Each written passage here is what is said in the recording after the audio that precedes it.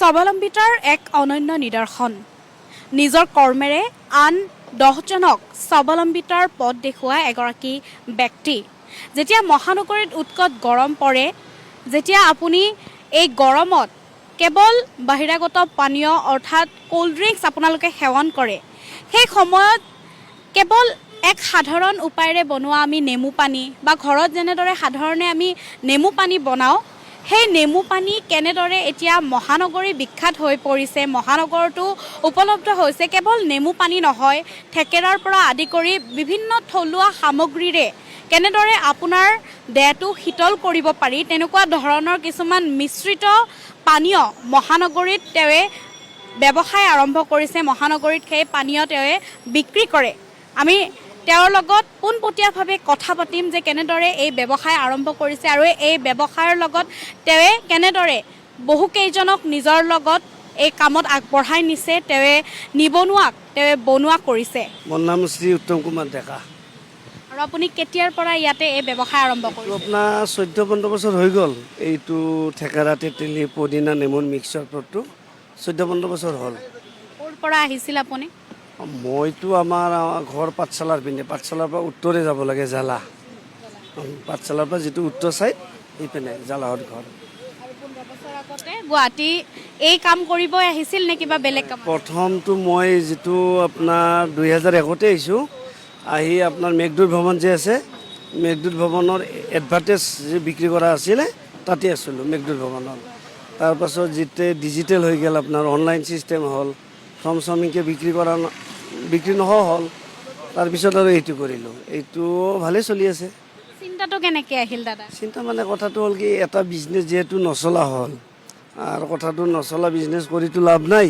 Time খেদে তাৰপিছত গৰমৰ দিন আহিলাক ভাবিলোঁ কি এইটো এনেকুৱা নেমু পানী থেকেৰা এইবিলাক দিলে চলিব কিজানি যেতিয়া আৰম্ভ কৰিলোঁ আৰম্ভ কৰাৰ দিনৰ পৰা ভালেই আৰু আপোনাৰ আজিৰ পৰা 14 বছৰ 15 বছৰ যি প্ৰথমৰ কাষ্টমাৰ সেই কাষ্টমাৰবিলাক আজিও আহে আৰু এটা কিবা ঘৰুৱা সম্পৰ্কৰ নিচিনা ৰাস্তাত দেখা পালেও গাড়ীখন ৰাখিও মাত দিয়ে মানে এটা ভাল ৰিলেশ্যন হৈ গৈছে মানুহখিনিৰ লগত আৰু আপুনি কি মানে প্ৰথমতে কি ব্যৱসায় কৰিছিল কি নেমু পানী বনাইছিল কি পানী বনাইছিল প্ৰথমতে এইখন দোকান এনেকুৱাই আছিল কিন্তু প্ৰথমতে মাল্টা টাল্টা নাছিলে থেকেৰা টেঙা তেতেলী পদিনা নেমুৰ মিক্সটো আৰু আপোনাৰ টকমা চকমা দি প্ৰথমৰ পৰাই এনেকুৱা আছিল মানুহে খুব ভাল পায় ভাল পাৰ কাৰণে আহি আছে কিজানি আৰু কি আছে প্ৰথমে আমাক অকণমান দেখুৱাই দিব কি আপোনাৰ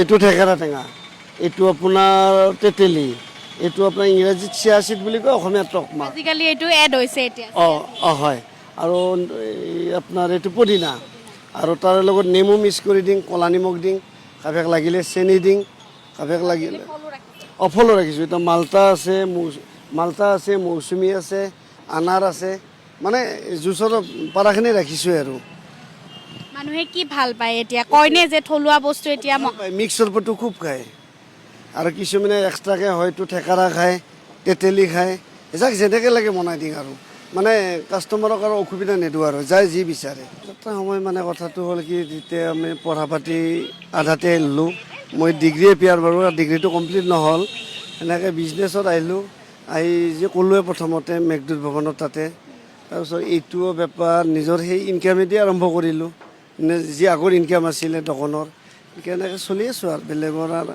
মানে চৰকাৰতো হাত পাতব লগা হোৱা নাই মানে নিজে কৰি আছোঁ আৰু প্ৰথমে কিন্তু আপুনি অকলে আৰম্ভ কৰিছিল আৰু আমি এতিয়া দেখিছোঁ আপোনাৰ আণ্ডাৰত কৰ্মচাৰী আছে প্ৰথমতে মানে আৰম্ভ কৰিছিলোঁ চলে না নচলে এতিয়া ধৰ মানুহ লগা হৈছে মানুহবিলাকতো আৰু ঘূৰি যায় না সেইকাৰণে এতিয়া মানুহ মানে বিক্ৰী হিচাপে আৰু আমি আছোঁ আৰু কিমানজন মানুহে কাম কৰে আমি 3-4জন থাকোঁ আৰু মানে গৰম পৰিলে লাগে আৰু অকলে নোৱাৰি এইটোতো আমি যেতিয়া তাতে মেঘদূত ভৱনত প্ৰথম কৰিছিলোঁ পৰিৱেশটো ভালেই আছিল চব শিক্ষিত নিবনুৱা যুৱক যুৱতীবিলাকে মানে চাকৰি ফৰ্ম বিচাৰি গৈছিল সেই ল'ৰাবিলাকেও আজিকালি আহে দোকানত এই তেতিয়াৰ দিনৰে কথাটো হ'ল কি নিজে যদি ভালকৈ মানুহৰ লগত চলে বিশেষ অসুবিধা নাই আৰু নিজে চলবা নাজানিলে চবতে অসুবিধা আপুনি ক'ব বিচাৰে যে নিজে নিজৰ ভৰিত থিয় নিজে নিজৰ আৰু নিজৰ ব্যৱহাৰগিলাও ভাল লাগিব তেতিয়া মানুহবিলাকৰ আদৰ সন্মান এইবিলাক নিজে আহি যায় আৰু এইটো আৰু অনা বস্তু নহয়। কথাটো হ'ল কি নিবনুৱা সমস্যা ভয়াৱহ হৈছে অসমত, আৰু চৰকাৰে কৰি দিব বা চৰকাৰক বা চাকৰিক মাথা মাৰি লাভ নাই, চৰকাৰে কৰি দিব নোৱাৰে যিমান জনসংখ্যা আমাৰ অসমত। এই গতিকে নিজে কিছুমানে হয়তো খেতি কৰক, কিছুমানে ফুটপাথত বিজনেছে কৰক, একো লাজৰ কথা নাই। আৰু আচলতে ফুটপাথত আমাৰ অনা অসমীয়া মানুহবিলাক ভৰি গৈছে। এই গতিকে আমাৰ অসমীয়াবিলাকে নকৰাৰ কাৰণেহে বেলেগে চান্স পাইছে। যদি অসমীয়া মানুহখিনি যদি বিজনেছ কৰে তেতিয়া বেলেগে চান্স নাপালে হয়। কথাটো হ'ল কি চাকৰিটো মাথা মাৰক, চাকৰি মাথা মাৰাত অসুবিধা নাই, কিন্তু কথাটো হ'ল কি চাকৰি পাম বুলিয়েতো গেৰাণ্টি নাই না। চাকৰিও মাথা মাৰক আৰু সৰু সুৰা বিজনেছো কৰি থাকক, সেইটো হ'লে ভাল হয়। মানে কথাটো চাকৰি নাপালে লাষ্টত বয়সো মানে বেছি হ'ব, বিজনেছতো মানে নতুন হ'ব। সেই গতিকে মানে প্ৰথমৰ পৰা চাকৰিও মাথা মাৰক, বিজনেছো কৰি থাকক। কিন্তু মানে অসমীয়া হৈ ব্যৱসায় কৰিবলৈ লাজ কৰিব নালাগে। সেইকাৰণে আমাৰ অসমীয়াবিলাকে লাজ কৰাৰ কাৰণেতো বেলেগে চান্স পাইছে, নহ'লেতো চান্সে নাপালা হয়। কিন্তু আজিকালি শিক্ষিত ল'ৰা ছোৱালীবিলাকে ফুটপাথত আহিছে। কিন্তু আমাৰ আজিৰ পৰা 15-20 বছৰ আগৰ কথাটো বেলেগ, আৰু এতিয়া কিন্তু ল'ৰা ছোৱালীবিলাক আহিছে, মই দেখিছোঁ। মই কথাটো মোৰ নিজৰ স্থিতিত আজি অটল হা, মই যিটো ভাল বুলি ভাবোঁ এতিয়া 1000 মানুহে ক'লেও মই এইটো মানে কেয়াৰ নকৰোঁ। আৰু কথাটো হ'ল কি মোৰ মানে বিবেকে ক'ব লাগিব এইটো ভাল। আচলতে আমিতো আৰু চুৰ ডকাইত কৰা নাই, আমি বিজনেছ কৰিছোঁ হা, ফুটপাথতে হওক স্থায়ীয়ে হওক বিজনেছ। আৰু গতিকে মইতো ক'লেওতো মই কেয়াৰ নকৰোঁ আৰু কোৱা নাই। কিন্তু তথাপিও যেতিয়া আপুনি প্ৰথমে আৰম্ভ কৰিছিল তেতিয়া কিবা এনেকুৱা ধৰণৰ কিন্তু কথাটো ঘৰৰ মানুহে আপোনাক বাধা দিছিল যে নকৰিব? কথাটো হ'ল কি মানে ফুটপাথটো আজিকালিতো আইনে হৈ গ'ল। 2014 চনৰ 5 মাৰ্চত পথ ব্যৱসায় জীৱিকা সুৰক্ষা আৰু পথ ব্যৱসায় নিয়ন্ত্ৰণ আইন, এইটো মানে সুপ্ৰিম কোৰ্টে কৰি দিলে, আপোনাৰ ৰাষ্ট্ৰপতি চহী মাৰিলে, আইনত পৰিণত হ'ল। আগতেতো বেআইনী আছিল হা, আজিকালি আপোনাৰ 2014 চনৰ 5 মাৰ্চত পথ ব্যৱসায় আইন হৈছে, এতিয়া মানে বৈধ হৈ গ'ল। আৰু যিহেতু আপুনি থলুৱা বস্তুসমূহে ৰাখিছে, সেই হিচাপত মানে আপোনাৰ ব্যৱসায়ৰ কিবা এনেকুৱা ৰুল আছে নেকি যে আপুনি কেতিয়াও মানে বেলেগ হেৰি নকৰে, এইটো ব্যৱসায়কে আৰু আগবঢ়াই দিব? কথাটো হ'ল কি ব্যৱসায়টো যিহেতু মই ভাল পাইছোঁ, বা কথাটো হ'ল কি চলাতো অসুবিধা হোৱা নাই হা, কথাটো এইটো ব্যৱসায় যদি বেয়া পাম তেতিয়াবা নচলা হয় তেতিয়া কৰিম বেলেগ।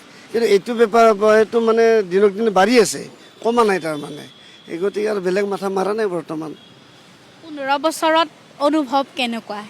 ভালেই লাগছে, মানে এইটো বেপাৰ কৰি কিবা এটা মানুহবিলাকৰ লগত যিটো ৰিলেশ্যন, কাষ্টমাৰ আহিছে পইচা লৈছোঁ সেইটোতে সীমাবদ্ধ হৈ থকা নাই। হয়তো কিছুমান কাষ্টমাৰে হয়তো তেওঁলোকৰ বিবাহ কিবা নিমন্ত্ৰণী পত্ৰতো মাথা মাতি হৈ গৈছে, এটা মানে খুব ভাল ৰিলেশ্যন হৈছে। আৰু আমিও মাতো আমাৰ কিবা অনুষ্ঠান হ'লে মানে দোকানৰে কাষ্টমাৰ, দোকানৰে চিনাকি, কিন্তু এটা আত্মীয়তা হৈ গৈছে বহুত মানুহৰ লগত।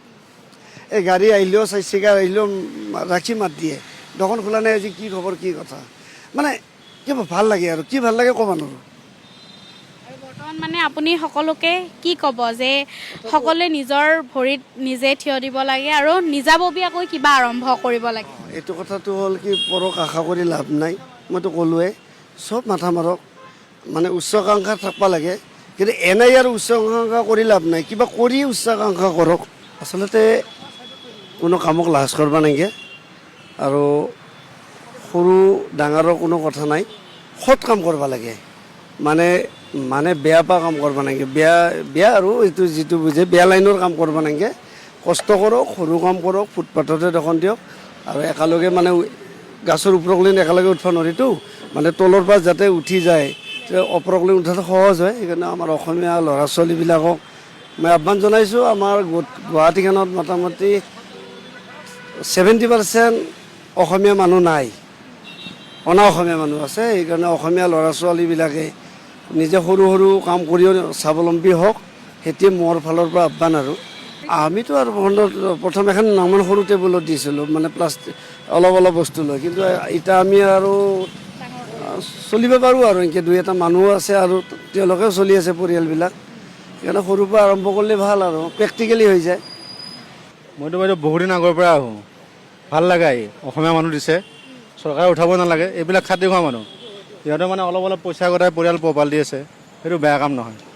যেনেকৈ আছে তেনেকৈ থাকক, ভাল পাওঁ, কাৰণ অসমীয়া মানুহ দিছে, আমাৰ এটা লাভ। মানে 2-এজন তেনেকৈ মানুহ আৰু ওলাই আহক, বেলেগ মানে মানুহ দিয়াতকৈ অসমীয়া মানুহখিনি সংস্থাপনক মানে নিজৰ পৰিয়ালটো পোহপাল দিয়ক সেইটোৱে কামনা কৰোঁ। আৰু তেওঁ থলুৱা সামগ্ৰীসমূহৰ পৰা পানীয়বোৰ বনাই যেনেকৈ থেকেৰা টেঙা সেইটো স্বাস্থ্যৰ কাৰণে ভাল। আমাৰ ক'ল্ড ড্ৰিংক খোৱাতকৈ এইটো বেছি ভাল। যদি আপুনি চাইণ্টিফিকলি চাই ইয়াৰ উপকাৰটো বেছি আছে, সেইটোতকৈ বেনিফিট এইটো বেছি আছে ইয়াৰ, চব মানুহে জানে এইটো। ইহঁতে এইটো ভাল এটা প্ৰচেষ্টা আৰু লৈছে, বহুত ভাল লাগিছে। প্ৰায় মই 6 মাহ মানে হ'ল ইয়াত বহুত দূৰৰ পৰা আহোঁ। মই ছাৰক থোৱাৰ পিছত মানে এইখিনি ঠাইত আহিবই লাগিব আৰু বহুত ঘূৰি ঘূৰি এই ঠাইলৈ এই বস্তুখিনি খাব আহিব লাগিব। এইটো মানে এদিন খালোঁ, তাৰপিছত খাই খাই এটা হেবিট হৈ গ'ল যে দাদাৰ হাতত কিবা এটা যাদু আছে।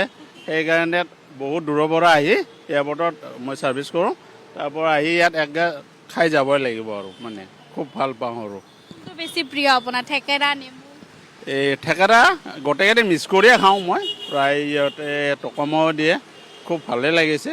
বহুত জুচ খালোঁ, কিন্তু এইটোৰ সোৱাদ এৰিব পৰা নাই, বহুত ভাল লাগিছে। দাদাকো কৈছোঁ ভৱিষ্যতে আহি থাকিম আৰু তেওঁ যেন আৰু ইয়াত চাই বহুত মানুহক এই বস্তুটো ডাঙৰ ভাল হয়, সেইকাৰণে এটা খুব ভাল লাগিছে।